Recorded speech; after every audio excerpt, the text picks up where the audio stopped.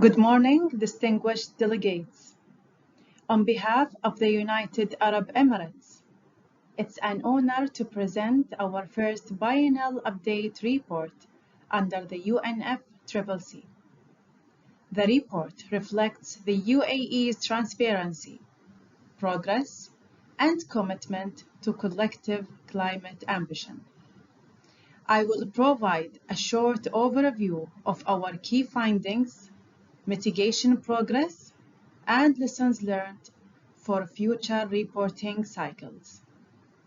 The UAE submitted its first BUR covering 2019 to 2021 in full alignment with IPCC 2006 guidelines. While population and GDP have grown significantly, total GHG emissions increased by only 2% over the same period, demonstrating efficiency improvements and effective implementation of mitigation policies. Importantly, emission intensity per capita decreased by 2%, and the grid emission factor has reduced by over 20%, showing tangible progress towards low carbon growth. The report also compiles all major climate strategies implemented nationally and across the Emirates. The BUR demonstrates transparency in line with UNFCCC reporting requirements. It strengthens institutional coordination across federal and local entities. Through this process, we established a unified national GHG inventory, validated sectoral data, and improved consistency with IPCC methodologies. The transparency achieved through these international reports has not only enhanced the UAE's international standing, but also helped build domestic systems for transparency and accountability. The UAE has acknowledged the technical team of experts' observations during the international consultations and analysis, and is actively addressing those gaps through a comprehensive and inclusive plan involving public, private, and civil society stakeholders. These outcomes build a strong foundation for the UAE's future biennial transparency reports. This slide shows our latest national emissions profile. While the energy sector accounts for the highest share of emissions, this is largely due to the UAE's arid environment and high temperatures throughout the year, driving increased energy demand for desalinations, air conditioning, and cooling needs, as well as the growing demand required to support economic growth. The observed 2% rise in total GHGs occurred alongside significant economic growth, highlighting ongoing efficiency improvements. Our next reporting cycle will capture deeper reductions expected from major clean energy and efficiency projects launched post-2021. The UAE's climate action is shaped by unique national circumstances. We are a rapidly developing, highly urbanized country, over 9 million people, representing more than 200 nationalities. Our arid climate, water scarcity, and coastal exposure heighten climate vulnerability. Despite this, clean energy already contributes nearly 20% of our mix, and we are committed to achieving net zero by 2050 through innovation and diversification. Over time, the UAE's institutional arrangements for compiling GHG inventories and international climate change reporting have evolved to reflect a more integrated approach to climate governance.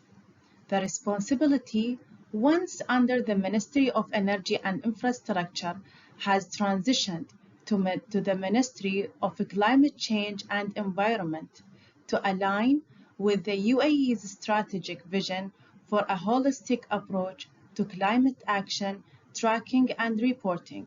Today, MOCAE leads this work in close coordination with national and local entities, ensuring accurate, constant, and transparent reporting that supports the country's net zero vision.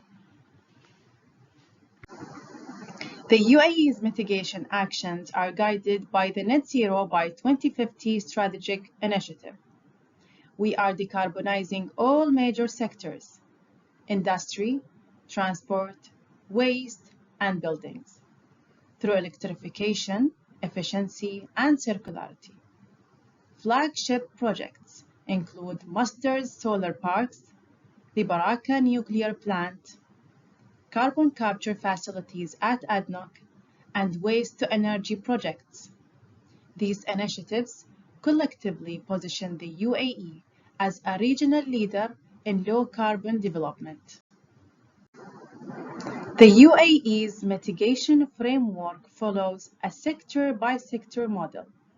For example, energy, expanding solar, nuclear, and hydrogen projects. Transport, advancing EV infrastructure and fuel efficiency standards. Buildings, enforcing green building codes. Waste, diverting waste from landfills through recycling and energy recovery. Each sector contributes to cumulative emissions reductions targets for 2030 and 2040. While progress is significant, we acknowledge several challenges. Data gaps, especially in methane and SF6 tracking. Methodological uncertainties in agriculture and waste sectors. Limited coverage of HFCs and land use classification issues. The UAE is addressing these through improved data collection, capacity building, and the development of a robust MRV and the integrated emission quantification tool to enhance transparency and accuracy. The UAE is committed to continuously improving its reporting systems as a part of a proactive approach to better integrate and coordinate climate-related activities across sectors and entities.